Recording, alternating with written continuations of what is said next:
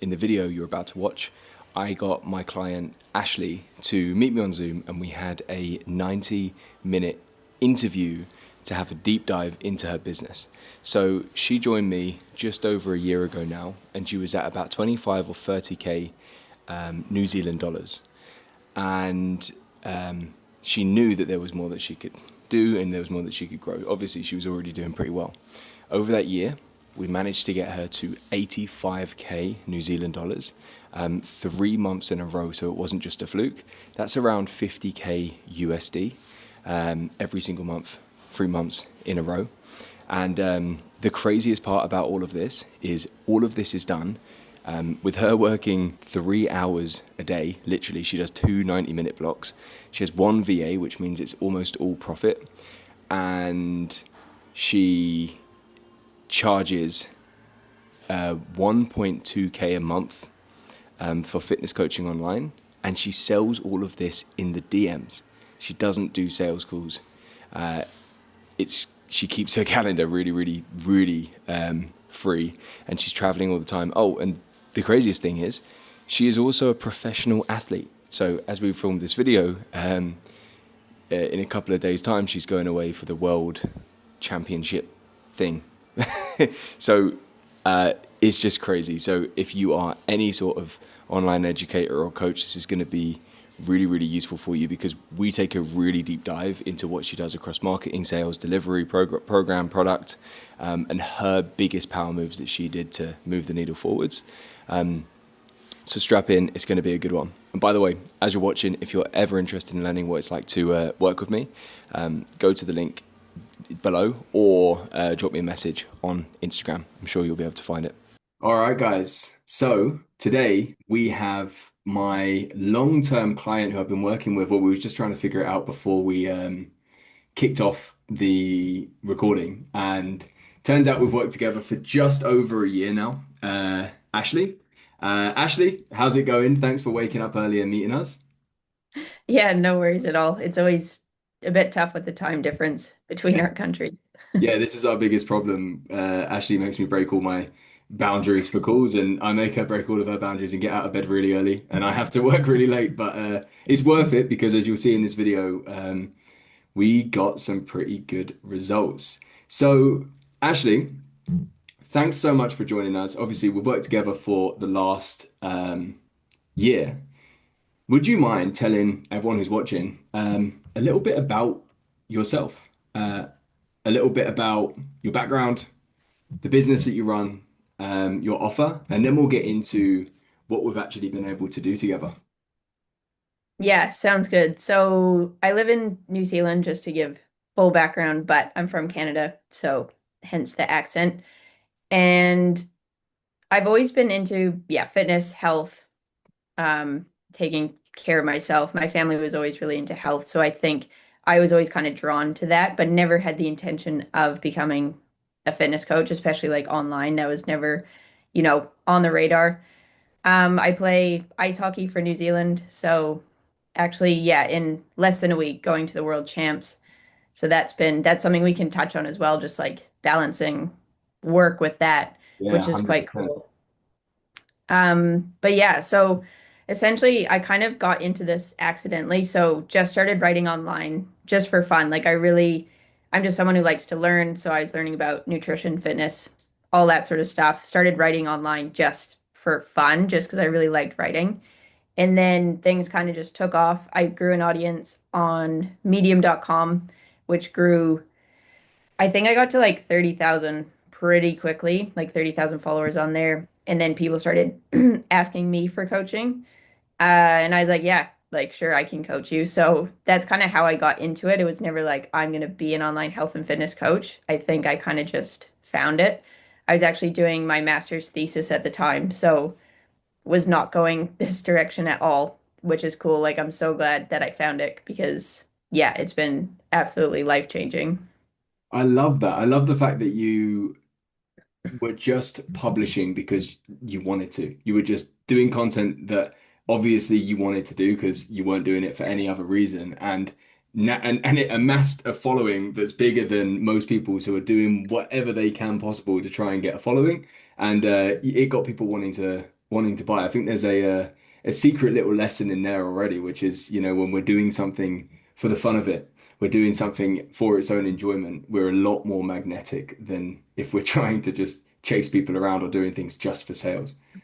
Yeah, I think so too. Like I was just having fun with it for the longest time. And even now, like I largely still just kind of create what I want. I don't worry too much about, what the algorithm wants for Yeah, the most part. I'll try to put a few pieces out there that like will fit the algorithm or whatever. But yeah, I think the more fun you can have, the more sustainable obviously it'll be as well. 100%. And when was that? When was that that you, like, how long ago was that you signed your first client? That was way before we were working together, just for everyone who's listening. But yeah, I don't even know. When was that? It was it would have been 2021. So I Yeah, started writing in 2020 online, and then the first client would have been 2021. yeah, yeah, cool. And tell us a little bit about your business. So, of course, fitness coaching, as we can tell from the story already. Um, Tell us a little bit more, your avatar, who you usually work with, and anything else that you think is relevant. Again, with this, like it kind of just found me. So my first client she was a CEO of like a big American company. So she just found me. She was, yeah, she liked my content. She resonated with me. And then even just from there, like most of the people coming to me or being interested in my coaching were largely like executives. Yeah, So definitely over 40. Most of them would be, over 50 up to 65, although I've had some who are older. Most of them have worked in some sort of executive role or, like higher management, that sort of thing. And lots of them are like ex-athletes as well. So I think possibly my athletic background has made them more interested in working with me as well, just because it is such like an identity of being an athlete versus people who potentially have never been an athlete. yeah, So I think for a lot of them, they have a really good background. It's just, life catches up with them. They're 45 now with three kids. They work 50 hours a week, if not more. And most of them come largely for weight loss, like getting leaner. But I think a lot of them come because they know there's something bigger than just weight loss. So obviously they want to get leaner, they want to lose weight, but they also want to get back to feeling athletic and strong and functional and finding something that's sustainable. So what I really like about my clients is that even if progress is slow, like if the weight loss is slow, they're happy with that because they know it's going to be sustainable long term compared to things they've tried before where it comes off quickly, but then it just comes right back. And do you think that is because obviously you've attracted these people, not everyone's like that. Do you think that's because of, like you said, the fact that you haven't published content just chasing the algorithm and doing what, is going to get the most likes immediately, and you've curated this audience of people that actually have the philosophies that you want them to have? Yeah, I think so. And I think like just thinking about that now, like it probably is something I need to get back to more. Like it is so easy to just talk about weight loss because that's what's going to get attention, but then that's not always going to like attract my ideal client as well. Yeah. So I think, yeah, I built kind of my whole audience. Yeah, not even talking about weight loss directly for the most part. Most of it was just how to get healthy. Like here are ways to get healthy. It was never here's how to lose weight because I'm not someone who's needed to lose weight. So it Yeah. wasn't really something I was that interested in. Yeah. And yeah, I think a lot of people are attracted to that. Like I have this one article that I keep rewriting on Medium about like sprint training. And that one idea has probably got me more clients than like any idea just because people are like, this is so cool. And obviously there's fat loss with it, but it's also like that athletic identity that I think people like. Yeah, yeah, I love that. I love that as an example of just how nuanced, content can be and messaging can be, and who it's actually for, and thinking about that and appealing to, like you said, for example, in these people, ex-athletes that want that kind of feeling back. It's not always just going for that obvious, tangible result. And Yeah. run us through real quick, just so everyone's got a little bit of context.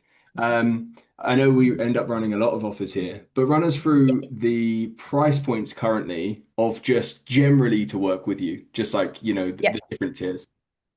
So the one-on-one has kind of always been my main offer, which I know we're working on potentially making the next one down kind of the main thing. But the one-on-one is 330 a week or 3,250 for 3 months.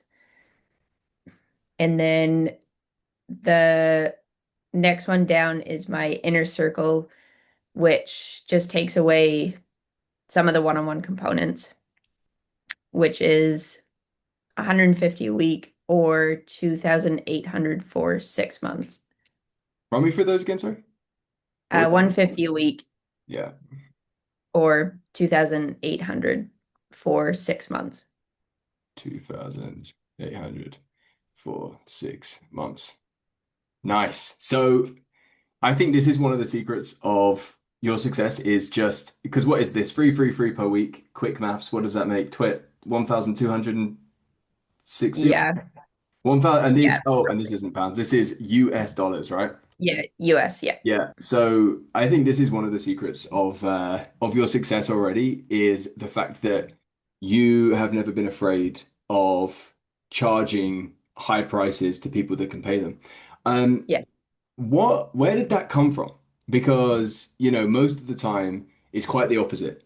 People are having a hard time, coaches are having a hard time putting their pricings up. They're having a hard time, feeling worthy or whatever is stopping them, or worrying that people aren't going to be able to afford it. Where did this come from for you? Like you joined with high prices already, so this was not really my doing. So, where did this come from? What was your thought process around it? And was there ever any fear around this? And what would you say to that past self of yours? There was definitely fear at the start. So I can't remember exactly what my prices were, but I started low. Like I started with the 650 for 12 weeks, which was kind of like, I don't know, the going rate at the time. And then I just kept bumping it up, I think. I must have just been as I got comfortable. Like I know I went to like 750 and then eventually I was over 1,000 for that 3 month block, which was like, yeah, like a huge deal for me to be charging 1,000 for 12 weeks. Mm. And then I started working with a coach who definitely like was a like really high ticket kind of person. And like I was, yeah, quite resistant to that. I was like, that's so expensive. So I started again slowly, like it was so incremental. I remember coming up with a plan to charge like 4,000 for 6 months, which yeah, I'm charging way more than now. But then Mm. I was like, I'll just charge half price for that. So like I'll have the first three spots or whatever be half that price. So it ended up being like whatever that is, 2,000 Yeah. whatever for 6 months or something. And then like someone said yes, and I remember them saying yes, and I was like, holy crap, like it must have been more than double what I had been charging at the time, which I think just proved you could do it. I remember he was a dentist, so I think he had his own dental practice, so he had money. Like for him, that wouldn't have even been a large amount of money. And then I signed a few people at that rate. And I actually still have one of those clients. So he's been working with me Yeah. for like 2.5 years, I think. And he's still on that rate, which is like a great deal for him. Yeah. And yeah, I just kept bumping it up, I think, and then just kind of seeing how it went. Like, I think I could definitely charge more than this, but I like that the sales still come pretty easy at this price. Hmm. So, like, lots of people have been like, why don't you put it up? Because it's been this price for probably like a year and a half, I'd say, if not longer, for the one-on-one. And yeah, like I could probably put it up, but I'm pretty comfortable where it is. Like sales are easy. I don't feel a lot of pressure with delivery. I think that was a big thing for me with putting prices up was like delivery is gonna have to be like absolutely life-changing and incredible. And as I'm sure we'll get into, like I'm not someone who wants to work 10 hours a day trying to provide this big delivery. So I'd never wanted to put it up, but I find, most of the clients come in, they're really happy with the service that they get at that price. They're happy to pay it. And yeah, so it's just kind of stuck there. Yeah. And I think that's something that, whoever's listening right now is going to get a huge amount out of this. From the moment you joined, and I'm assuming way before that as well, you've always come in with a very clear idea of the business that you want and what you're not prepared to do. And obviously, that's the thing that's allowed you to build this business in your own way, on your own terms, which we'll get to in a second. But one thing that I think is worth mentioning here that we haven't yet is you don't do sales calls either, right? Yeah, correct. So you are selling these, and um, I know a lot of these come in at 5K sometimes as well, right? It must be for a longer Yeah.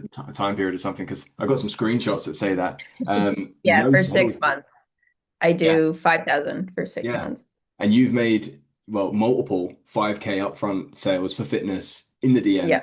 to people that you've never spoken to, often, or sometimes they come through your email automations and message you or come through the VSL, message you, and then you just send them a doc and they're in, right? Which is Yeah. pretty nice. And before we Yeah. get into the transformation, like where we were and where we started, where were you last November or whenever it was when you joined the Align Creator? What was it that made you want to join? And yeah, I remember wanting to work with you because I knew that I needed more clarity in the offer and my big ideas and my mechanisms. Like, I think I had all of that. Like I said, like, I wrote about what I wanted to write about. And obviously, those ideas were attracting clients, which was really good. But I wasn't clear on it. Like, I couldn't, put it into words what my big ideas were or my unique mechanisms or yeah, just the offer. Like I know like the flow of it. I felt like it was just a bit messy. I remember saying that to you. Like it was all just a little bit disjointed with yeah, the messaging like on the marketing side of things, but then also like the delivery behind the scenes. Like it was fine, but I felt like it wasn't very coherent. So I was already doing well, like revenue wise, but I just wanted to make it a little bit tidier and even just for myself, like yeah, just make it feel a little bit more coherent than it was. yeah, cool. So let's get into the journey.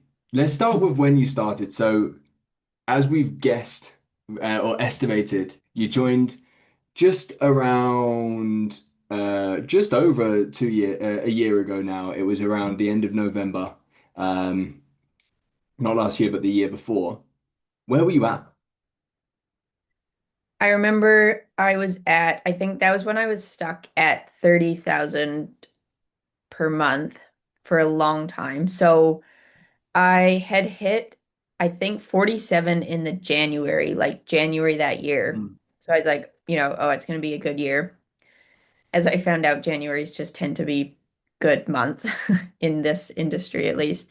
And then, yeah, I was pretty much just stuck at 30 for a long time. I'd say pretty much the rest of the year I was at 30, which was like cool. Obviously, that's really good money, but I knew I could do more and I couldn't really figure out why I was stuck at 30. Yeah. And I can't remember how many clients I had, but I'd say probably pretty similar to what I had now because I hadn't, it was mainly just the one-on-one. Like I didn't have, I think I was starting to have that second tier, but it was pretty yeah, again, like not coherent, Yeah. and it would have been at a much lower price point at that point. Yeah, yeah. And anything else going on here as well? Because I know we're going to get into how your business is looking now in terms of the time that you work and everything else. And I'm not actually sure. Was that any different before, or was that similar before to as it is now? Yeah, I've always been someone who, yeah, I don't like to work a Yeah, ton. So yeah, I'd say I would have been working more than I am now. Like I yeah. think these last few months, I've probably worked like the least I've ever worked, but it was definitely still, within a few hours a day, still traveling a lot, still Yeah, playing hockey. So it's pretty much always been like that. I've never been one to work long hours. yeah. And then now, where did we manage to build this thing to? So I remember, I don't know when it happened, but I remember we went from 30 and then one month it was just 60. Like we just like doubled it. I Mhm. remember that. And then stayed around 60 for a little bit and then had the $85,000 month and then managed to maintain that for 3 months. So I think it was like, yeah, maybe 85 one month and then like 80, between 80 and 85 for the two consecutive months after that, which was, yeah, at the end of last year into January this year. Pretty cool. Pretty cool. Yeah.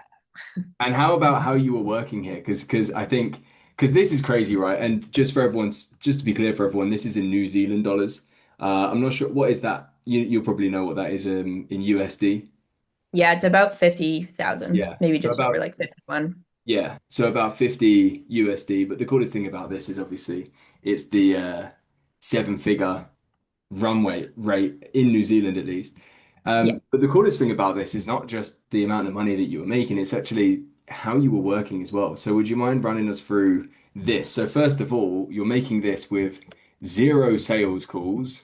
selling in the DMs, and sometimes, am I right in thinking sometimes automatically as well via the email system that's running? Yeah. Yeah. Because in some of my automations, the invite just goes out Yeah. to the people on there and they reply and say they're in.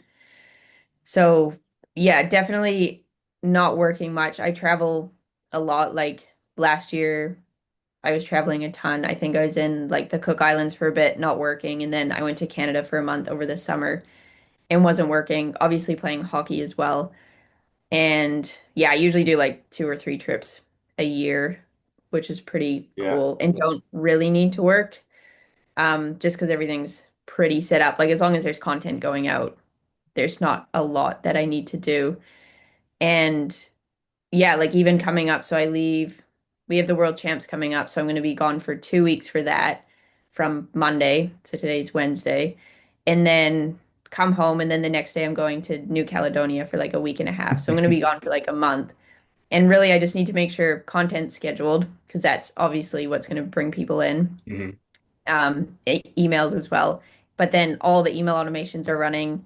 I will obviously be taking care of clients, but even that, like we'll get into that probably with delivery, but it doesn't take much time, even with, I think we have, I don't know, maybe 60 clients right now. So a lot of clients, but a lot of systems set up. And that's something I came to you for as well, just to go back to that, was just like having the systems Yeah. set up like this. And I think now we can see that we do have the systems because even being able to say that, like, as long as there's content going out, I'll be able to make sales. And yeah, it might not be like a record month coming up because I'm taking a month off, but there'll be, still a good revenue floor, which again is something you told me about. Like, let's just come up with a revenue floor Mm. and then we can have the spikes, as they come from Yeah. that. Yeah. Beautiful. And you said most of the time you're working like on the normal days, like 4 hours a week, 4 hours a day, sorry, right? Yeah, like that'd be absolute max. My goal is to Absolute do max is 4 hours a day. I try to do two 90-minute blocks. So I'll usually do a 90-minute block in the morning. And then I have lunch, which is, yeah, like a nice luxurious like hour and a half. Like I'll go for a walk. Sometimes I go to the gym at lunch, have coffee, sit outside in the sun. And then I'll do another 90-minute block. I finish by 3. My hard cutoff is 3 p.m. And then I usually, yeah, go to the gym if I haven't been to the gym. Go to hockey, whatever it is, go for a walk, That is that sort of crazy. So you are making 50K months USD. You work 3 hours a day. You finish by 3. There's a nice little walk in between there. You're playing professional sports all around this as well. And you know that if you can schedule the content, which is pretty easy to do, yeah. new sales are coming in. That's a pretty dream business, I would say. Yeah, definitely. And that's why I like keeping it like that. Like so many, like I've worked with coaches before and they're like, we need to do sales calls and you need to do weekly client calls with your clients. And I'm just like, I'm not gonna do that. Yeah, yeah. And that's actually something else I was going to add here to the now part is like you have done this with telling me consistently you do not want to do group calls with your client. Like, you don't want to have to be caught like on a group call at any moment in time. You don't want to do sales calls. You've been very clear with exactly how you want to build this business, and you have stuck to your guns and you've built it. And I think just that is such a good example for the coaches that are going against everything that they actually want to be able to build their business. And most are never actually hitting these levels anyway and Yeah. building a business that they actually don't like. And I think if we zoom back all the way to the start of this call, the fact that you were signing up rich clients that wanted to work with you when you didn't even want, when you were literally just doing what you wanted and just writing because you wanted to, I think is a very good sign here that when we can do something that we enjoy and we can do something that we're just kind of passionate about and we've built this in a way that we're actually enjoying the process, a lot of the time we're going to be in a much better place to actually grow anyway, I would say. Yeah, and I think something you talk about is like your energy as well, and Mm, just like how you show up. And that's probably the truth. Like when I was starting, it was just me wanting to get better for me, like just general self-improvement. I was just, reading self-improvement books and getting better myself. And then I just started writing about that. And I think, yeah, if you're working a business that you don't like, there's going to be so much resistance and negative energy. Like, I never want to hate what I do. I never want to dread mhm. having to do the work. Sometimes, obviously, it's a lot. There's a lot of client work sometimes, but I mean, a lot for me is like maybe like an hour 4 a day. hours. If it's an hour of client work a day, that's a lot for me. But like there's gonna be work, but I never want to not enjoy it. Like I would so much rather make less money if that's Yeah. what it meant to not have to do, yeah, like calls and work 10 hours a day, So I think it is the energy. And that gives me like, yeah, I only work 3 hours a day, but I think that gives me the space to, yeah, like go to the gym myself or read a book or listen to a podcast or whatever, which is going to feed back into the business or even just space to think. Like that's usually when I'm on holiday, like I have so many ideas. Like that's where I get all like my big thinking done. So like, yeah, I'm on vacation, not working, but it will feed back into the business as well. I think that's such a good point because number one, in every single business, there's always going to be the 80/20 rule of anything, right? There's always going to be, let's say someone's listening right now and they're working like 10 hours a day and they don't want to, because I probably work about 6 to 8 hours a day and I just love it and I never want to stop. But there's probably someone out there listening that doesn't actually like to work that much. And right now there's going to be 20% of the work that they're doing that's giving them 80% of the results already. And it sounds to me like you've found that 80/20. So it's not even that you're probably, well, actually, if you look at your results, you're not producing less than someone that works 5, 6, 7, 8 hours a day. You've just found the actual high leverage tasks. And we've got the automations in place now that once someone finds your content and goes into your ecosystem, a lot of the stuff is happening automatically anyway, right? But you found the 80/20 to actually make it happen. And this, the second thing I think is really important here is I do think a lot of coaches, and especially fitness coaches, get into business and the business of coaching. And then they actually lose what made them a good fitness coach in the first place, which is Yeah. living the life, training hard and being passionate about training and stuff. And obviously you've created this business in such a way so you're forced to live that life anyway because you're doing it as a sport. And I think that is a huge part of what makes a coach magnetic is being able to be a leader and an inspiration to the people that are watching. And even if someone's doing 10, 12-hour days, but they're not inspirational and they're not actually living the work that they're selling, it's going to be very, very hard for them to actually be able to grow. Yeah, I agree with that too. And I think, yeah, like I said, like a lot of my clients like the life that I live. Like, I don't even really think about it, but I remember talking about the fact like I grow a lot of vegetables in the garden and fruit and stuff. And like people think that's so cool. And just little things like that, how I just live. And like you've always said, like I need to share more actually of like how I'm living my life because that alone, like just living, like we're essentially getting paid just to be ourselves. Like Yes. I'm just myself, and people are like, that's cool. And then they Yeah. kind of follow along. Like it's pretty cool. So I think that's a really big thing. And also just touching on the 80/20 because I thought of something there too. Like with the traveling, with me being away for the next month, it does force you to find that 80/20, I think. So the fact that, yeah, I only want to do two 90-minute work blocks a day and then, go away for a month. Like there's no time for busy work in that. Like I have to figure out what is the highest leverage stuff, like what actually matters there, and then just focus on that. So I think it's actually quite good. Like, go away for a month and see what work actually gets done. I remember I went to Europe for a month a couple years ago, and then I came back and had like a record revenue month. And yeah, like our shared mentor that we've worked with, he was like, it's because it forced you to figure out what actually mattered when I Yeah. was traveling.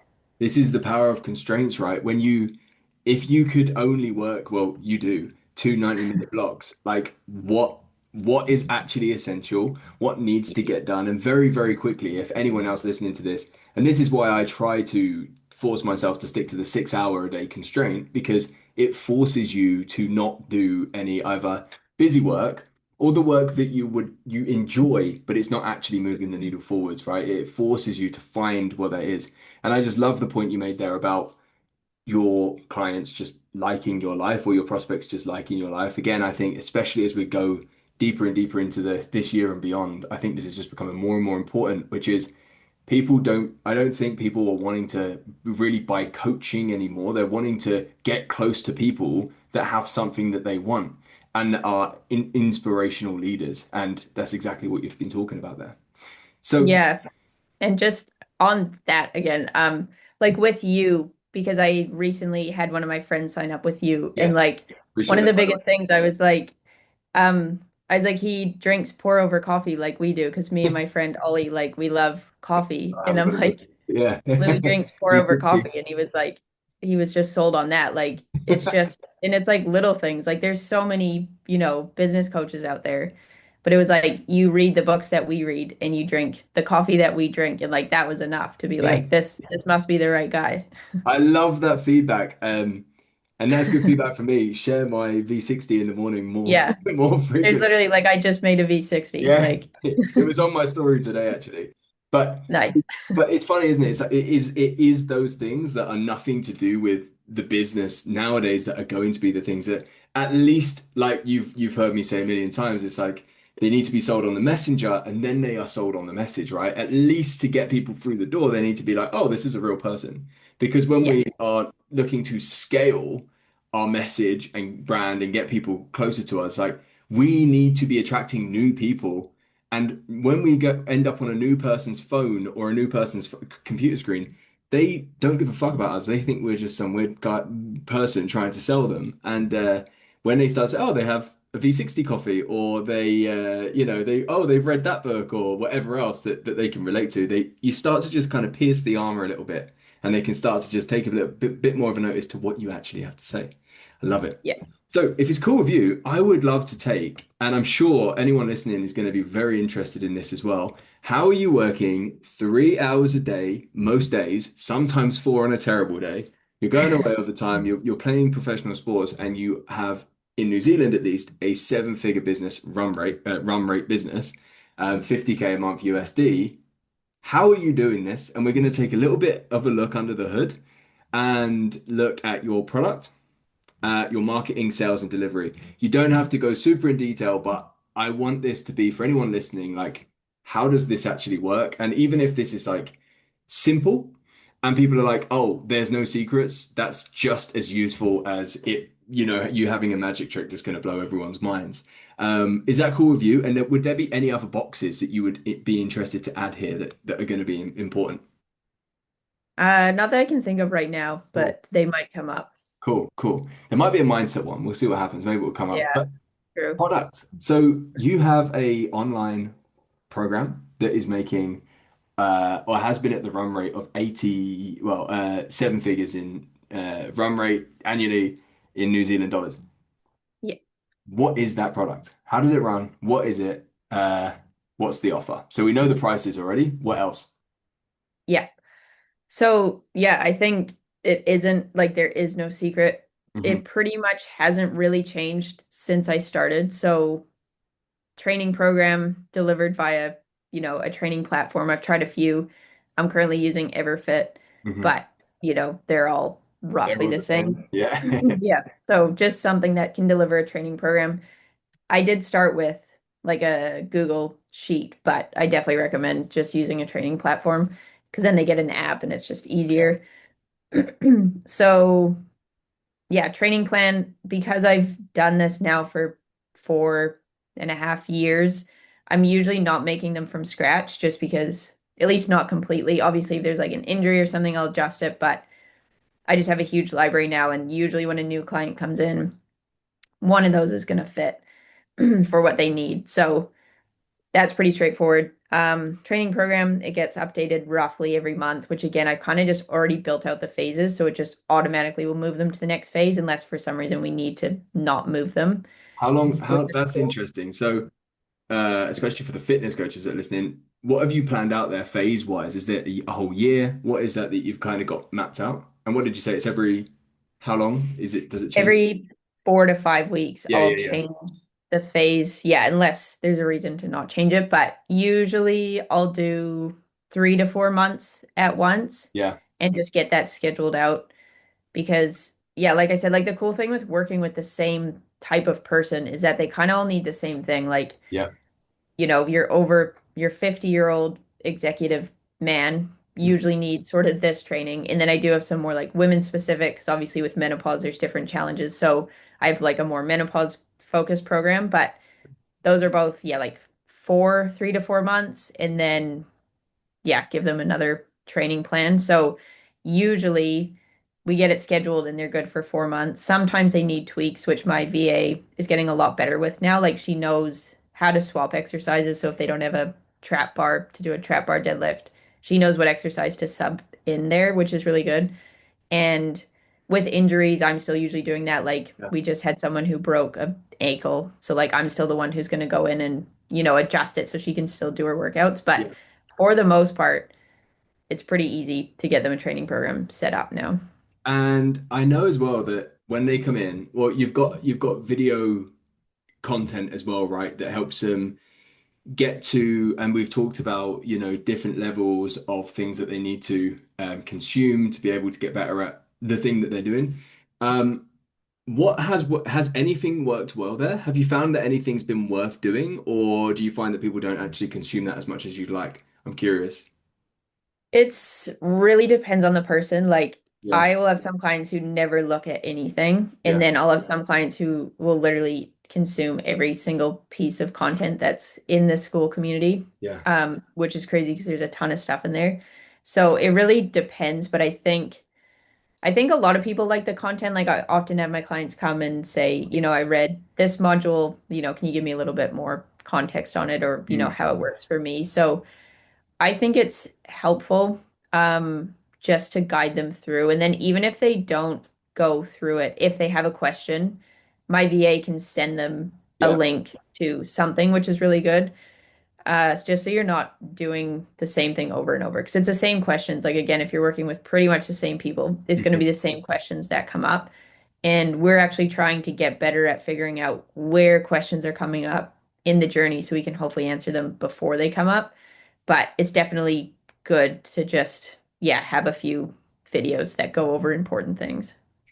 And then before we move on from product, is there anything else you've done in terms of product that has been really, really useful, whether it's client results, whether it's scalability for you, or whether it's retention? Anything else that you've done that's been really helpful that someone else that is has a online program or maybe they're a fitness coach, it would really, really help.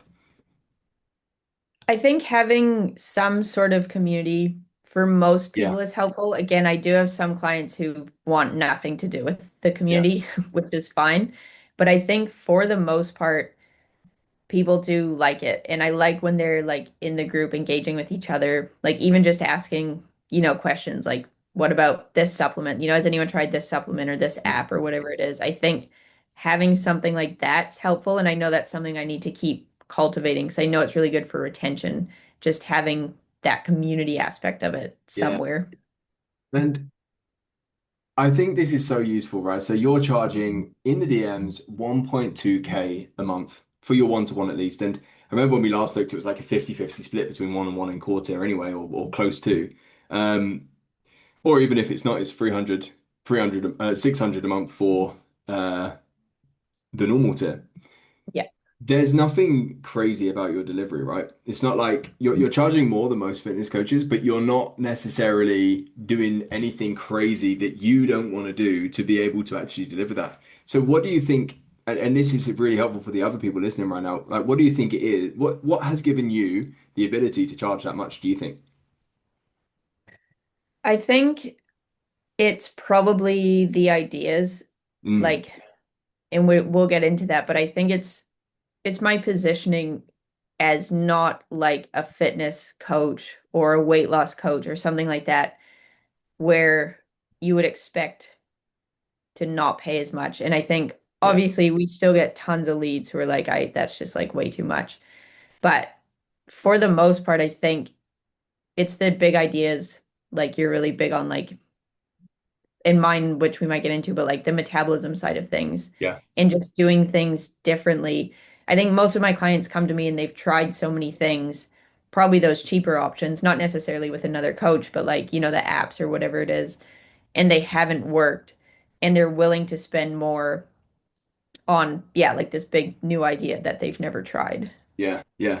So let's get into it now because I think it's time to get into marketing anyway. So, and I completely agree, by the way. This is why, guys, I'm so big on building what I call a signal brand that is different to everything else in the market. It's not just part of the noise. It's not just part of what everyone else is saying and talking about. As soon as you look the same as everyone else, you are a commodity and you are then competing on price.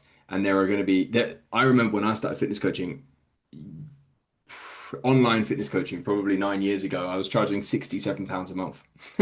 Like it's going to be very hard to compete with the young guy charging £26 a month because he just or 67, sorry, or whatever it was, pounds a month because he just wants clients. And they are going to be there in the market as well. We must position ourselves to look like a person and a solution that they can't get anywhere else, and we've become a category of one. I love this. So, can you run us through like what has this meant for you? I don't want to put words in your mouth. Like, what has this meant for you? The positioning, the brand, the ideas. What is it for you? How do you use it? How did you come up with it? I'd love to hear a bit about this because I do think as well. You joined in a really good spot anyway, but then things were able to shoot up pretty quickly and stay there. And I think this has probably been one of the biggest things we've actually kind of shifted. Yeah, I think the big idea was something I always had, and like it's been like that from the start, but I wasn't necessarily aware of it and I wasn't leading with it. Like I know whenever me and you have a call about something, like you're always reminding me to push with that idea, like lead with that idea. Hmm. This needs to kind of be on the front of everything, which is, yeah, metabolism. And for me, it's just how I've always done it.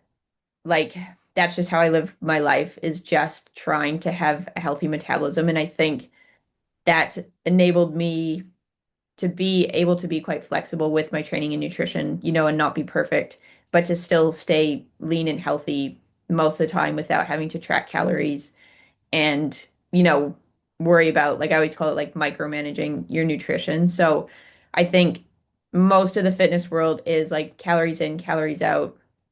The fitness coach will give you like a calorie deficit and, a meal plan or whatever it is.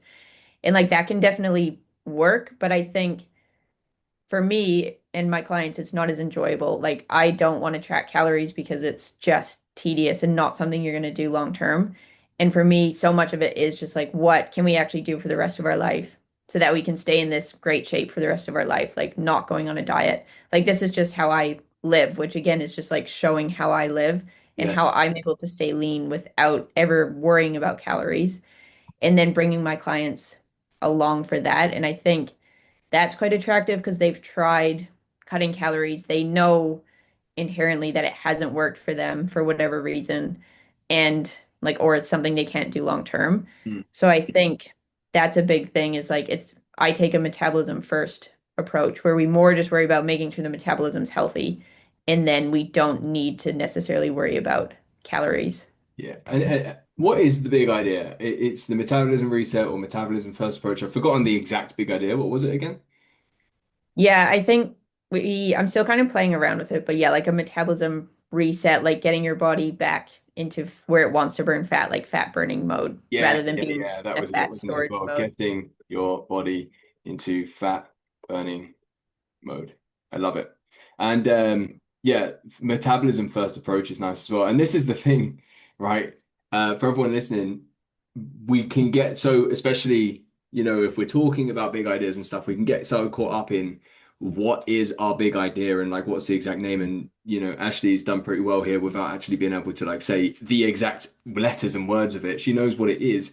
And the most important thing about a big idea is it's a manifestation of your position. How are you positioning yourself in the market and how are you positioning your solution against the rest of the market? And Ashley's here is really obvious. we get your metabolism and your health in the best position first, so you can drop body fat and get into fat burning mode, so you can drop body fat without tracking and without even thinking about it. And this is exactly how, on the marketing that me and Ashley have worked on together. It's all about positioning against what they've tried before, because any client who's going to sign up have tried and failed before, especially in fat loss. And we need to give them hope, and we give them hope by being able to show them that we've got a new way, and this is why this way is going to be different. And of course, we're able to say, most of the approaches that they've taken and most of the approaches that the conventional wisdom is telling them to do actually damages the metabolism and gets them in a worse spot. So it makes it harder. And, if they take this approach, it's easier and it works for sales and it works for results, right? So happy days, everyone's happy. Um, and I love this as one other thing as well. Number one, you are living it. You didn't come up with this. This is one of the worst things you can do when it comes to a big idea is you come up with a big idea because you think it's going to sell. That's not you won't stay consistent with it for very long, and you won't and you're going to question it. Actually, you're living this, right? This is actually how you live. You go deep into like all the health stuff you maximize, and it's just natural to you. This is what you already do. So speaking about it and showing it is really, really easy. And you actually just believe it yourself, which is the best place to actually be able to come from, right? Yeah. Mm. Yeah, exactly. And I think this has been the big idea from the start. But like I said, I just never articulated it. Like, yeah, probably the first things I ever wrote online would have been Yeah. aligned with this, just because, yeah, this is me. And that's, yeah, like the secret to being consistent with it, because I couldn't imagine writing about anything else because Yeah. it just isn't what I like.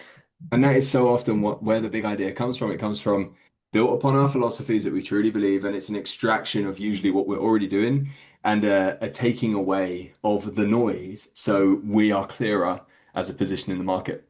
And anything else when it comes to marketing, I think people will probably be interested in what platforms you are focused on and what's given you the most outcome. And then anything else in terms of marketing that would help anyone listening. Just thought I'd jump in real quick and say if you wanted to find out what it's like to work together and potentially get working on something like me and Ashley have done here, go to the link below in the description, and that's going to give you all of the information. Or come and drop me a message on Instagram and we can chat. So for platforms, so Medium was always where I started. Mhm. Um, which was my biggest one. So everything came from there. My email list has largely been built from Medium, just through like CTAs at the bottom of my posts. And even now, like we're getting a ton of clients through Medium. I think it's just that long form Mm. content, I think, is working. So Got that good was always a big SEO as one. well, hasn't it? Like people will Yeah. find it by Yeah. Googling, which is a benefit of Medium. Yeah. Yeah. So that's a really good one. And then Twitter is my biggest audience. So definitely a lot of clients from there. It's slowing down a little bit. Like it used to be so easy to go viral on Twitter, and now it's not easy. But yeah, I grew pretty quick on there just through writing viral threads. And yeah, getting most of it's just through the DMs. We do try to get people onto the email list, but generally just through the DMs on Twitter. And then LinkedIn is probably the best growing one right now. I think a lot of people are finding that LinkedIn's probably the easiest to grow. So Mm. that one's good. And obviously with LinkedIn, that's where you're going to find like those executives and people who do have money, because you can specifically target people by their job. Like you can add people who can afford your service. So that's quite cool with LinkedIn. Instagram is small, but we're slowly working on it. We have had a few clients from Instagram. Yeah. So it's slowly coming. And then I started writing on Substack again. So I used to write on Substack like back in 2020 and grew 9,000 followers on there and then just like stopped. And now suddenly everyone's going back to Substack. So I was like, well, I've already got followers on there. So I started kind of just like casually writing on there, but Yeah. eventually might start taking it more seriously just because of that, yeah, like long form content that's working well right Yeah. now. And How's then how's LinkedIn doing for sales? it's pretty good. I would say, I don't know, at least like a third of our clients would be coming from there, I would say. Mm. So yeah, like it's growing pretty well. I find it quite easy to grow on there, and I like the content as well. I find it really fun, just the type of content you can create on there. Yeah. And we do get quite a few inbound DMs, which is good. And yeah, like I don't know, it's not that higher quality is like the right way to word it, but I think because LinkedIn's something that it's not, you can't be anonymous. Like with platforms like Twitter and stuff, like you can just get, you know, there's a lot more, I don't know, hate and just the, I don't know, the quality of people is like a little bit different just because you can be anonymous. Yeah. But then on LinkedIn, like it's a business professional kind of platform. The interactions are just a lot more pleasant and I guess like productive on there. Yeah. And then of course email as well, right? Yeah. Which consistently growing. Yeah. Yeah. So I'd say email, obviously they get on my email from these other platforms, but it's definitely really good for building trust and Yeah. authority. Like so many of my clients will sign up and they'll be like, I've been on your email list for a year, or I can go back and see and they bought something from me like a year and a half ago. And I Yeah. think it's just that constant, yeah, communication with them and they just build 100%. trust through there. Email, I think, is one of the best that just kind of cuts through all of the noise. It can Yeah. just lands in their inbox every single day. They either read it or they don't, but you're on top of their mind. They see every single one. And yeah, I think if we can get someone onto someone's email list, it's kind of almost just a matter of time. What I have found recently personally is if they go onto your email list through ads without being anywhere else, sometimes it takes a long time to warm them up because like we said before about the V60 coffee, sometimes I just don't care. They don't read any of them. So I think when the most powerful is when they're either on other platforms and then they already care about you, then they go into an email, or they go into email and then they also learn to care about you in the other platforms as well. And Yeah. then this might go into sales or marketing. Oh, actually, no, I've got a question that again I think will be really useful for the people listening. That's a lot of it's a lot of platforms, and uh, you don't work a huge amount. What's your process, or have you got any process when it comes to actually content creation? Now, one thing I notice, coaches that are earlier on and they are not usually growing as well, or they're stunting their growth, is because they haven't gone pro when it comes to content. They're doing it ad hoc, they're doing it here and there. And, if it's a busy week, content is the thing that falls, which I think's completely mental because it's like it's the actual job. Or I think it's crazy when I say to someone, do this amount of content, like that's going to take a long time. It's like this is your actual job. This is like content is the job as well. So you're obviously producing a lot, and it's producing a lot, and it's producing results as well, as we can see by your revenue. So, and by the way, we said revenue, but this is almost all profit as well, right? Just as a little side note, because you've got one VA and that's it, and then your Yeah. fitness, your fitness app thing that Yeah. probably the £100 a month. Anyway, any tips when it comes to content, or how do you create this amount of content? For me, the content is definitely the fun part. So Yeah, I need to be careful I don't spend too much time doing it because I can sit here for, yeah, like 2 hours and just write content because that's my absolute favorite part of the whole thing. And that's, yeah, how I started it all. So I think for me, it's fun. I think I've also just always been a writer. Like I was always just a good writer at school. I can write really quickly. Like I could just churn out so many Medium articles when I was first starting because there wasn't even like AI back then. Like it's not like yeah, I could get help. I was writing them all out. So I think writing about stuff you actually enjoy is helpful and probably like yeah, the first part of it is actually like enjoying it. yeah, But then there's a few things. So definitely like cross posting. So I think I largely write for email now, but then a lot of the time I'll be like, well, this email would probably be, it'd be cool to post this on LinkedIn. And I'll pretty much just exactly post it, but I'll probably change the hook just because in on LinkedIn you want to have like the, those first two sentences to be pretty strong, whereas in email you don't really need to hook them in. yeah, So I'll usually create a hook to put it and then just put it on LinkedIn. And then with Twitter and carousel, so like on Twitter, threads usually, well, they used to do really well. So I wrote tons of threads. And then my VA will actually take those and put them into a carousel form. And then those carousels can be posted on Instagram and then I can post them on LinkedIn. So there's a lot of cross posting there. And then for the rest of Instagram, so my VA runs Instagram completely. So she'll just go onto LinkedIn, find posts that have done well, and she literally just copies and pastes them for Instagram and puts it with a photo, which usually it's already with a photo on LinkedIn anyway.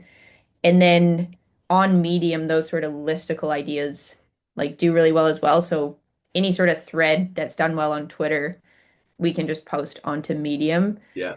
And then same with Substack, I'm still like figuring that out because it's not quite like Medium where you want like 10 tips to lose weight. Like that's not going to do as well on Substack. So I'm posting more like if I write an email that's like world building, as we call it, Mhm. I'll post that on Substack because that sort of thing seems to be doing well right now on Yeah. there. So a lot of the time, like I'll just be writing and I'll be like, oh, this might work well on LinkedIn or Substack, and then I'll just copy and paste it.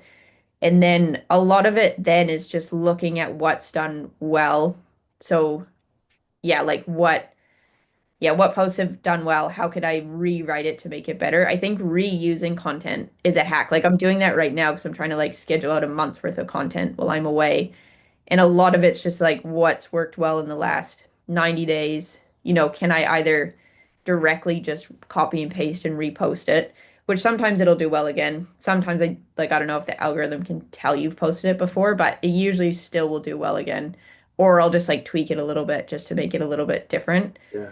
But definitely lots of cross posting. Even with Twitter, like some of my short form posts, the short form stuff on Twitter is doing really well right now. Like it'll get like 200 likes for just like a short form tweet. And then sometimes I'll just copy and paste that onto LinkedIn, which, you're not meant to do short form Twitter like posts on LinkedIn, but then on LinkedIn it'll get tons of views and likes as well. So I think always looking at what's doing well and like even like what are other creators in your niche doing that's working Yeah. well. And then like how can you essentially emulate that? Yeah. I love this because there's so many things to touch on here. Number one is 100% this looking back at content that works well, either reposting the content or redoing it.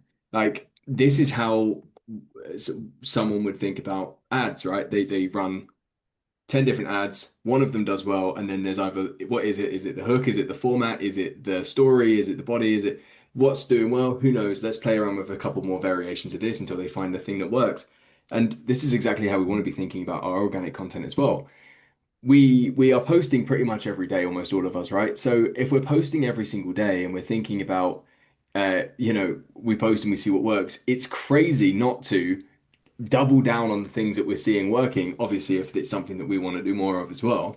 So I love this. And the second thing I love is I think that again is the key. It's like if you're enjoying creating content, other people are going to enjoy consuming it and enjoying it. And obviously for you, your email and your writing is the engine for the rest of it. And I think, and that's exactly the same for me.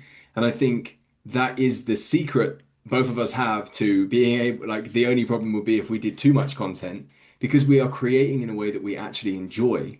And then we can think a little strategically afterwards with where this piece of content or idea can go, of course. But I think that's the secret. It's just do it in a way that you enjoy and don't get too, this is for others. Don't get too caught up in what you think the algorithm needs you to be like or who you think the algorithm needs you to be. Anything else you'd add to marketing or to the content part? And I've got one more question on marketing. Yeah, I think with the content as well, because you talked about like being professional about it. And I think, yeah, like posting every day, like is important because I think, and like you just said, you don't always know what's going to do well. Like you Yeah. could, like I'll post something and I'm like, this is going to go viral because, it's built for the algorithm. And then like nothing happens. But then I'll write this other post and it'll go viral and it's like that was unexpected. I think like most of the time you can't predict Yeah. what's actually going to resonate. So if you just get content out every day, like sometimes I looked at my LinkedIn post this morning and it's had like no likes or anything for whatever reason, even though I thought it would do well. But then tomorrow I might do this post Yeah. that I've just like, got out there and it'll do really well. So I think volume's good. Obviously, you talk about like signal versus noise, and we don't want to just create noise, but I think there has to be some volume, and even if you don't think it's perfect, for Yeah. some reason it might resonate and it might take off. 100%. Especially it's the if you squat every single like the more reps you do of a squat, the better you're going to get at a squat. But only if you're doing it intentionally. Only if you're thinking about the form. Only if you're thinking about how it feels. Not if you're just going through the motions. Same with this, Yeah. right? If you're doing it every single day and you're actually thinking about what's working, how is it feeling, and everything else, very soon you're going to be a lot better at actually doing the content. And I really believe that content and eventually ads and everything, which is just going to allow us to amplify it is the biggest lever we can really be pulling when it comes to this because it builds your brand, it builds everything else.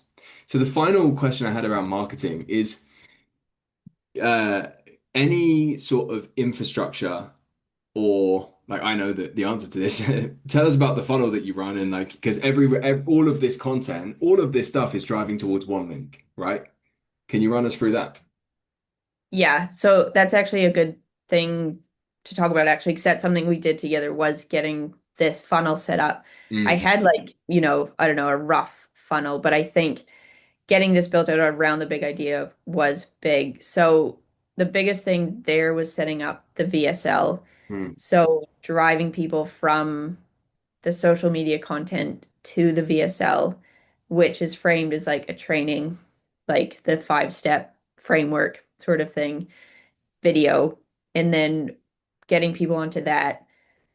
And then from there, they're able to fill out an application form, which I found people who fill out the application form are very high intent leads, which probably yeah. makes sense. But like a lot of them do end up signing up, which is cool. And then we've recently gated the VSL because I'm trying to get more people onto the email list. So How long is the VSL, now, by the way?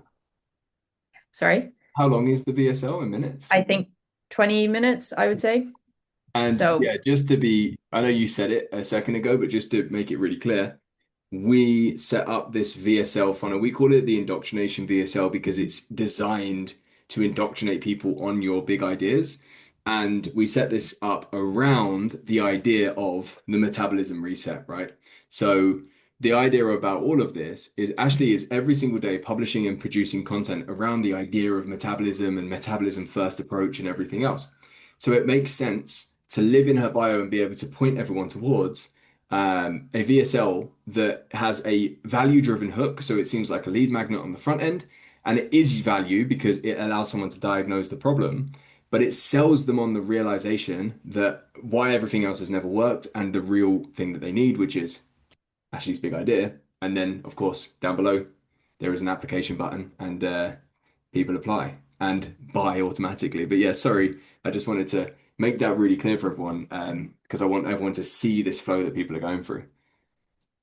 yeah, and I just remembered too, like one thing with that is that we started sending that to leads. So if we're having a DM conversation before they see the offer doc, we do send them the VSL. Like we say, watch this video, let me know when you've watched it. And then we send the offer doc. And I think that's probably helping a lot as well because yeah, it's like indoctrinating them.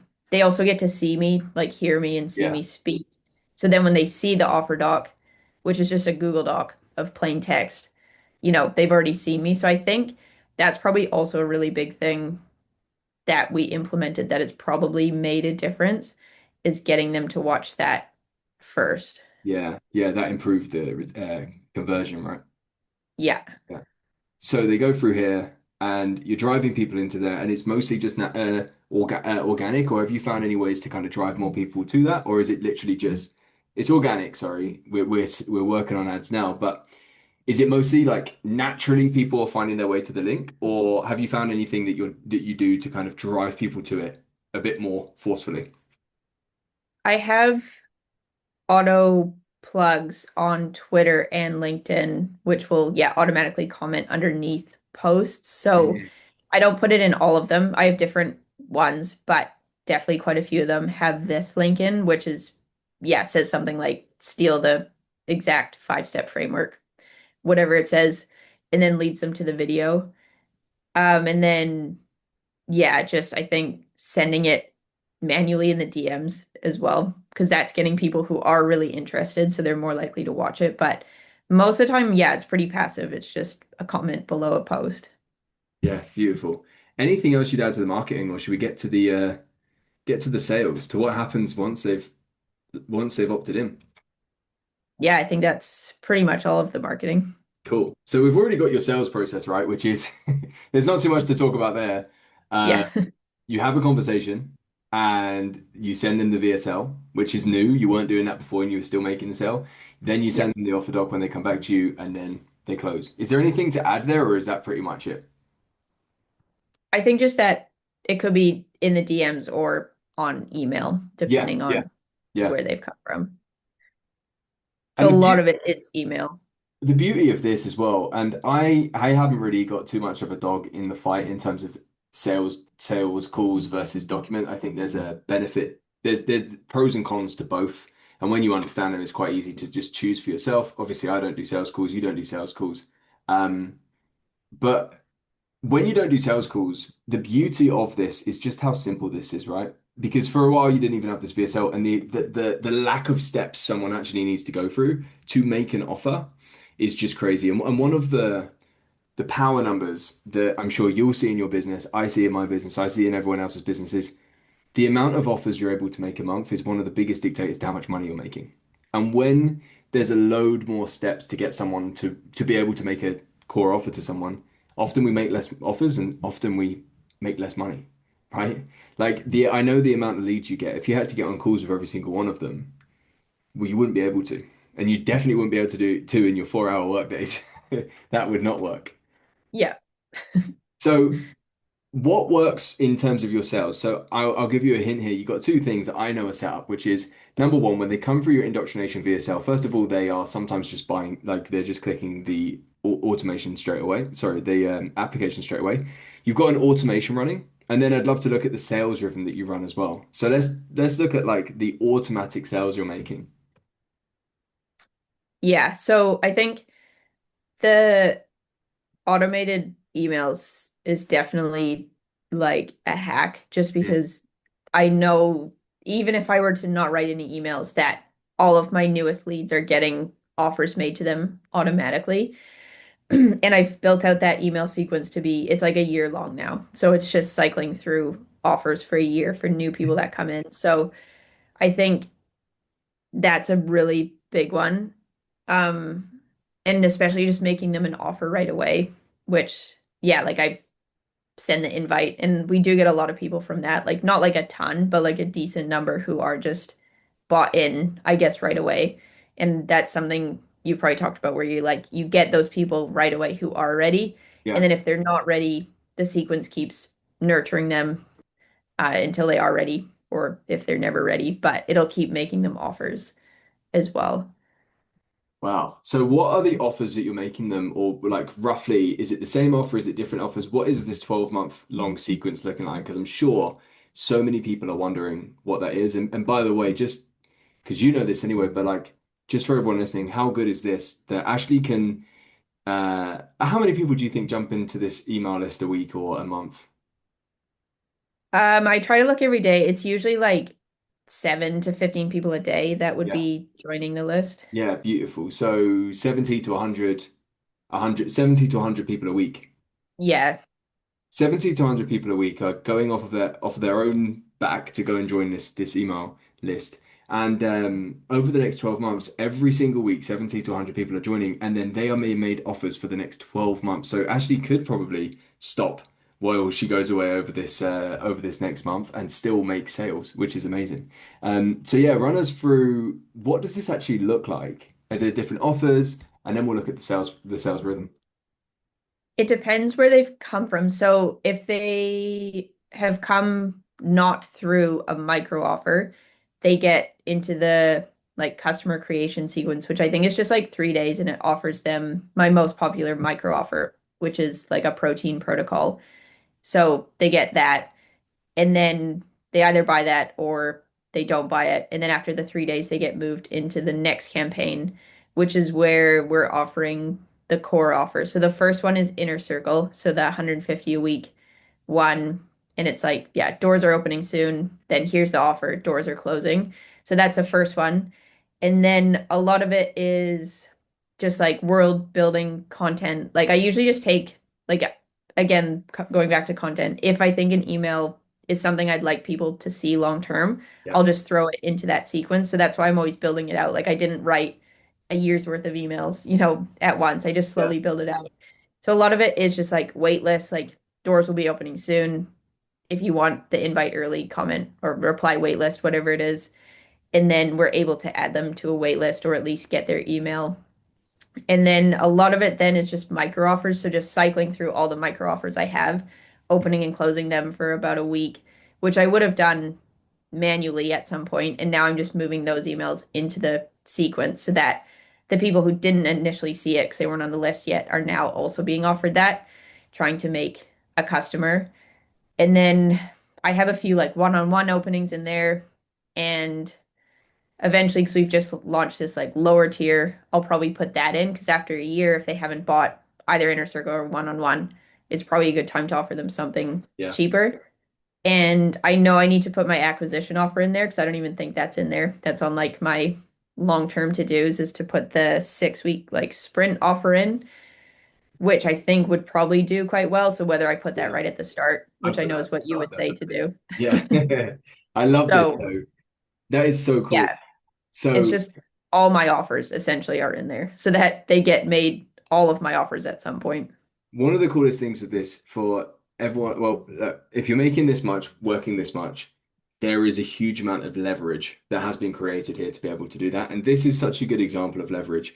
When everyone else is doing something and, tomorrow it's gone, you're creating an offer and running a campaign around it. And then you're turning it into a long-term asset that sits on this email sequence that is eventually going to come around again. And then 100 people go through it every single week. Every email that you do that you like, it goes in there as well. It's such a good way to make sure that the things that we're doing, we're not just doing it once and then it's done. We're getting some leverage out of it, which is amazing. So finally, on the sales, I don't think there's anything else to talk about other than unless you've got something. I think it's just the sales rhythm, right? Or is there anything else to go through? No, I think yeah, Yeah. it's pretty simple. Yeah, so yeah, exactly. And guys, this is like such a good example of a business like this type of business. It's, you know, really good product that's getting life-changing results. And then we double down on marketing, and this is why this kind of approach is good for people like me, like Ashley, and like probably people listening as well, that actually want to enjoy marketing, enjoy creating stuff, enjoy this. So when we do a really good job with product and a really good job with marketing, sales is easy. Like the biggest sales job, especially in if you're selling in the DMs, it really is happening like this. The biggest sales job is actually happening in the marketing. And this happens when we have a strong message, a strong position, and we're able to sell people on those ideas psychologically. So one of the things that we do to cash in on our marketing, just for everyone else listening, cash in on our marketing and actually make sales every single week and tap into our audience and extract people is what we call the sales rhythm, where each and every Align creator has their simple rhythm that they stick to. So each month they have a couple of different kinds of offers that they make that extract people out of the audience. So Ashley, if you want to run us through your standard sales rhythm and how you came to figure it out and how it works and everything else, it'd be really cool to hear that. This is something we're definitely playing around with. Like you and I talked on my last call, where I was probably almost doing too many core offers. So I was always, making offers, and sometimes we need to not. But generally, it would be like one-on-one the first week, Mhm. and then some sort of micro offer. So like really low ticket one off the next week. Then usually Inner Circle, or I do my acquisition offer. So because it's essentially going into the same program, I alternate whether it's like the full Inner Circle or the 6 week acquisition offer, and then usually another micro offer as well. So we were playing around with maybe doing some weeks where there's no offer, Mhm. but this is what I have been running, which was working well. And now, because we've thrown the membership in as well, which is like the really low ticket option, I'll need Yeah. to fit that in there somewhere. But this is what I have been running. So for a very, very long time now, you have been building your audience. And are you doing this on email or are you doing it across all platforms? Yeah, it would just be an email. Cool. So here's what it's looking like for Ashley. She's doing all of this content that she's enjoying, building up audience across her. And by the way, this is all done organically so far for everyone listening. And then as they come into her email list, she is making an offer every single week, a one-on-one offer. As you can see, the price is here. And then next is a micro offer, which is where we take a small piece of her core offer and usually sell it as a digital product, which is perfect to be able to attract customers and then be able to speak to them. They get sold on us because they start to see, how good we are at our stuff, and also we get to speak to them and try and sell them ourselves as well. Acquisition offer and micro offer. So I think a lot of people here are probably looking at that and wondering, is that not too much? Um, you have you've proven that it's not, right? Like, tell us a little bit about that. If someone's watching thinking, is that not too much to be making offers like that? What would you say? I think the main thing is that I always make sure that the email is valuable, even if they're not going to buy. So there's still always a piece of insight or a piece of value, whatever it is, so that it's still worth reading. Like the email is not just making an offer. And I think, like you said on our last call, I probably do need more emails where it is like just an offer, where it's not just like at the bottom Yeah, like a bridge. Like I always make it's coherent so that whatever the body of the email is, it makes sense with the offer. yeah, So it just leads naturally. Like I like to position the offer as like the next step. So like here's a piece of insight, here's the problem, and then offer the product as like a coherent bridge so it makes sense. But I think that helps a lot because it doesn't feel yeah. like there's a lot of offers. And if people don't make it to the bottom of the email, they don't even know I was making an offer, which, yeah, I think is something I need to work on where I do need to have more hard sell emails. But I think that's a big piece of it is just always trying to provide value or insight in the actual email. 100%. Yeah, this is it. And this is exactly how I get away with making an offer almost every day in my email list as well. It's not like some sort of e-com sale where it's like just this is a deal, this is happening. It's every single, and for any online creator, we're all doing this. For anyone listening, we make multiple offers. We make a lot of offers all of the time because these are the ways that we actually articulate our value and have a way to extract someone out of the audience. But we don't make it a huge deal. We usually have one email that calls it out so people can actually see it, and then everything else is highly valuable, highly insightful email with weaved into it is the next step, exactly as you said. I love that. And as a fitness coach, what offers seem to have worked well? Any experiences for everyone listening, any experiences of offers that have seemed to work well? And I'd love to hear your experience with micro offers as well, in the fitness niche and what seems to have worked well there. So both sides of it. The acquisition offer definitely, I think, is something good to have in Mm. just because it is a shorter term thing and you can focus it on such a specific outcome. I think that's big. I think also just like firstly like playing around with different angles. Like I've put some offers out there and literally not had any signups and like things that I thought would do well that haven't. But I think a lot of anything related to nutrition usually will work well for me, which like I've tried to do more training side of things and like yeah, sold none, but then if it's nutrition related, that's good. Like I know if I throw in like a bonus one-on-one nutrition audit, that sold really well for me before. So that's probably something I actually should rerun because I know that will work well. Mm. And then a lot of it is like getting a plan. Like anytime I word it as get a plan, like get your next 90-day plan, people like that. I think that obviously works in like health and fitness. Like having a plan, but it probably works in anything Yeah, as well. Like in a completely business, agree. like that would attract me. If someone Yeah, was like, I'll give you a 90-day plan to add 20K or whatever, yeah, I think that would work well. So I think that sort of wording works really well as well for those sorts of offers. yeah. And what are the micro offers that you run as well? Because you've had offers where you've sold like 12 people in a week, right?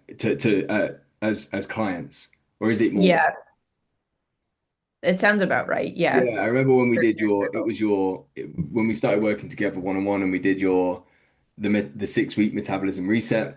I think that was about sell 12 clients in a week, Yeah. right?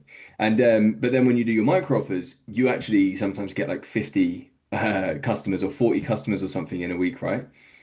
Yeah. Yeah. Yeah. With those, again, like for me, it's always nutrition that does well. Yeah. So yeah, like my most popular one, I think I looked yesterday and I've sold like 150 of them just because it's in my emails now, Yeah. is the metabolic protein protocol, which is literally just how to eat more protein. Like, Yeah. and I'm pretty clear that that's the main idea. Like, here's how to eat more protein, Yeah. which yeah, I made for my clients because that's something they struggle with, but it sells really well. And then the other ones are all just around nutrition, like the metabolic nutrition protocol or framework, I think, which is again just what I use with my clients. And it's like 8 rules or something for nutrition, which Yeah. is, eat more protein, don't snack, that sort of thing. But anything nutrition related does well. I have like a lower ticket, even I think it's $9, like a meal plan, which has sold really well. So for me, a lot of it is nutrition and nutrition that's going to help your metabolism, which is what you and I have talked about for creating like funnels Yeah. for the ads, is just that sort of idea. Like, here's how to eat to reset your metabolism, Yeah. essentially.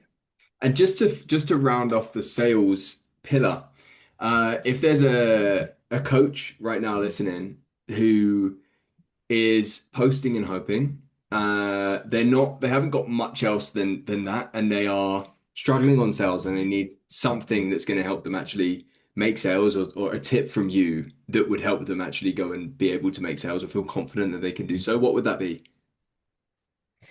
I think being specific with things helps a lot. Like, yeah, be specific with firstly, yeah, like what's going to actually get done, but just with everything, like with the content, yeah, with the idea around the offer. I think that's something Yeah. that you've helped with a lot, as well as like what's actually happening, like what is the idea of the offer, like what are Yeah. we actually doing, what's the outcome, Yeah. what's the big idea that we're covering.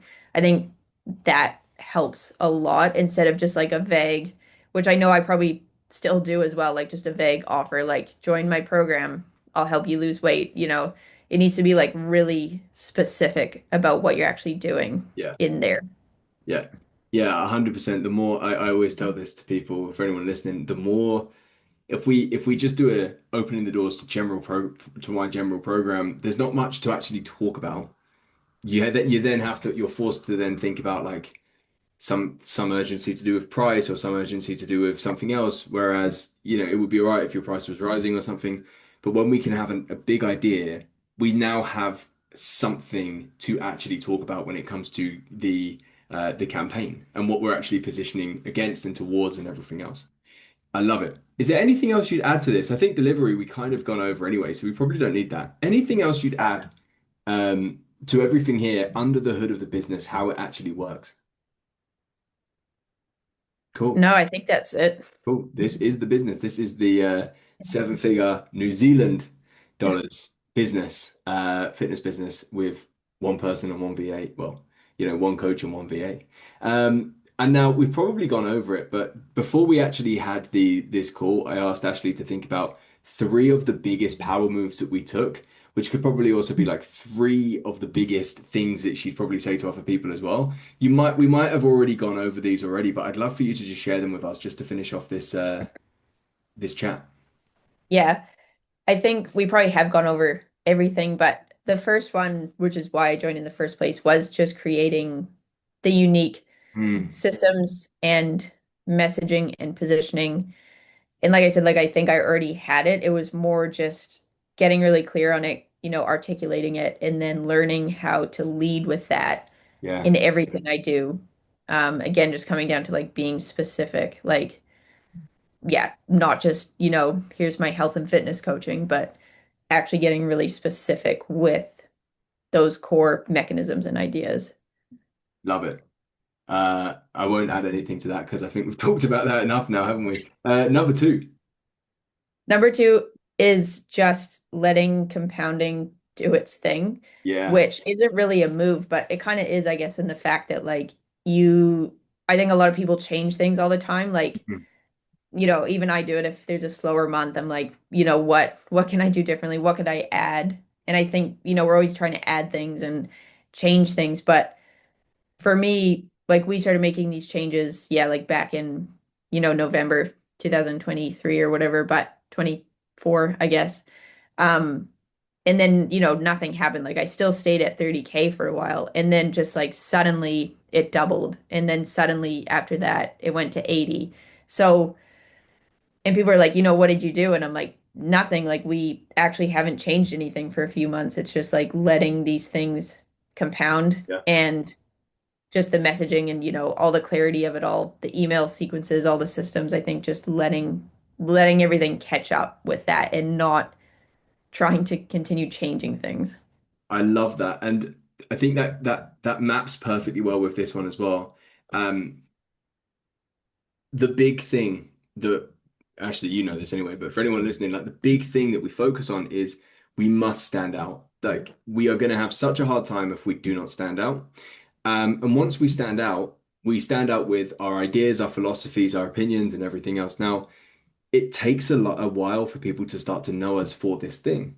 And this is the thing that we need to understand is for these ideas to compound, it takes time, right? So if we're changing these ideas all of the time, uh, it it doesn't it never gets to the point where it can compound because people don't know you for something after you've posted about it once or even 10 times. It's after enough time, right? And that's exactly what we saw there. The things compound because you stick to you've gone pro with content, meaning you don't just see that part as a hobby. You know it's the job, you know it's what you need to do.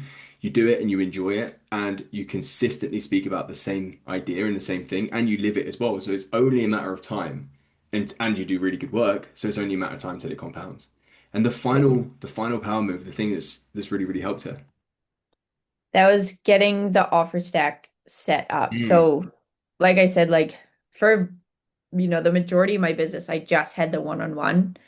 And then I was, before I started working with you, starting to implement sort of a tier underneath that, Yeah. but it was pretty messy, and I didn't have like the acquisition offer. I didn't have, the lower ticket offer, which we've only just started getting set up. But I think, I just had the one, it was one-on-one and it was at that price point, which is obviously very high. Yeah. So a lot of people wouldn't have been able to join. And now we've got my inner circle running and yeah, it makes about the same as the one-on-one because it's half the price, but yeah, I have about double the people in it. So it's Yeah. about 50% of the revenue. Yeah. So I love that. And I think it's really important to say here, lower price tier, people already know the price, but lower price tier, but not cheap. Like Yeah. this is what we don't want to do is and now we're at the point where we're about to go into actually having a community tier because you're at the point that it actually makes sense. Yeah. Um, but what a lot of people need to hear here is like we don't create a lower price tier that's super cheap, and most people need to go the other way around. Most people need to go, they have like a mid tier, and they would be much, much, much better off creating a premium tier above. So it just kind of depends on if you're listening, it kind of depends on where you are currently at. And if it's like normal mid-range, go higher. If it's super high, you are going to be better off going lower. So, Ashley, appreciate you sticking around this long and sharing with everyone else how you was able to build your business to seven figures in New Zealand, 50K USD. Um, would you say anything on the mindset as well? Because I know we've had some conversations around like the mindset of this stuff, the energy of this stuff, and I think you probably have something cool to say around that as well, just before we finish. Because I know that just before things started to really kick off to the 8.5K months, we was talking about mindset. So I'd love to hear some of that. Yeah, I remember we had like a few group calls in a row where mindset kind of came up. And I think that I must have been having even like a lower month, or maybe I still had like the 30,000 or whatever. And we were talking about being that person before it actually happens. Like, so being the person who makes 85,000 a month before it happens, which is really hard to do because you are waiting to get that first before you can be that person. But I remember talking about it and then like thinking about it because you'd said something around, what would that person do? How would they live? What would the environment be like or something? And then I always use this example, but I went like that week or something and like bought new socks, which were like cheap. Like I don't even know, like 12 New Zealand dollars, which is like 8 US dollars or something. Like I just went and bought like nice socks. And then like I don't know, that was just like the catalyst. Like I felt, you know, when you wear new socks and you just feel Yeah. amazing. And then things just started happening. Like I probably made some other changes in there too that I can't remember now, but I just remember being, yeah, like I was the person who had nice socks on, you know, I have brand new socks and just trying to be that person. And I think even just little changes like that, like someone making 85,000 a month is probably going to have pretty nice socks. Like Yeah. something as small as that can make the biggest difference. So I think that's a hard part of it. Like the mindset part is so non-tangible, I guess, but Hmm. it makes such a big difference. And I know even just with like morning routines and stuff, I think like I fell off recently with my routines and I just like wasn't sticking to them. I probably wasn't even necessarily eating as well as I normally am. My training wasn't consistent. And then like the business follows, like then I have slower months. And then it's hard to get out of that, but you do have to get into it. And now I'm getting back into a good routine of like, you know, morning routine, just general trying to be that person Yeah. because that does have to come first. Like the results aren't going to come if you're not that person, which sounds crazy. And anyone who's not in like online business would think it's crazy, but it proves itself to be true like over and over. Yeah. 100%. I love that you shared that because this is why, going pro on content is something that I talk about a lot because that's the first step for a lot of people is like content isn't just something they're doing as a hobby or they're doing when it goes well, but it's like, no, this is my job now. I turn up and I have to do it. That is an identity shift. It's not I do it when I've got time or whatever else. It's actually I will say no to other things and I will carve this time out so I can do this one thing because this is my job. This is one of the most important parts of my business, and that is all part of identity. And I said that to someone. They asked me, a client. They asked me like, "How do you stay consistent with this stuff?" Or no, they said, "I haven't been consistent because I've been busy with this and that." And I said, "If you was already making 20K a month, which is where we're trying to get them, do you think you would have been too busy to do that thing?" Because they told me what they did, and I said to them, "I would never have let that stop me doing my content and everything else because it's not even that much. You just didn't do it because it just seems like a nice to have right now when it's not." And it's the same with fitness as well, right? Like the real key for someone to get in shape and stay in shape is by being that person. It's exactly the same, isn't it? Um, so I think that's a really cool place to finish on. I appreciate you so much. Coming on and sharing for everyone else like how you've managed to build your business here. Um, and obviously this is it's not just the start because we're deep in now, but there's even more to come. Is there any final things that you'd say? And is there anything that you'd say to someone that's listened this way and might be on the fence about maybe working with me? Yeah, I think obviously I'm going to say to do it. Like, yeah, like I said, I've just got one of my friends to join after Yeah. trying to convince him for a while. I think just having, for me as well, like it's just having your eyes on my business. Like when I joined, you know, I was already doing well, like everything was fine. But I think the fact that you can look at my business and see the holes that I don't see, or, you know, even the patterns that Mm. I don't see, which we talked about on our last call, is really helpful. And just getting clear, like having the structure and yeah, just the systems. Like I joined because I wanted to make everything a little bit more coherent. It just felt messy to me. And then you've been able to come and tidy it up, I think is helpful. So obviously I would say to join, it's definitely been worth it because I've stuck around for, yeah, a year and a bit. So I think it's just so good to have someone else look at your business and the way that you run your business. Obviously, you work more than I do, but like overall, we have like a similar kind of life philosophy, I think, Mhm. which is why it's probably worked so well. Because yeah, I've worked with other coaches and they're like, you need to do this, like you need to get on sales calls and do weekly coaching calls and, you know, work all day. And I was like, that just didn't align. Whereas with you, we've been able to make the business how I want to do it, which does Yeah, align with how you want to do it, which has been cool. aligned. Cool. Yeah, exactly. Well, thank you so much for recording this. All right. Yeah. I don't know how else to finish it. See ya.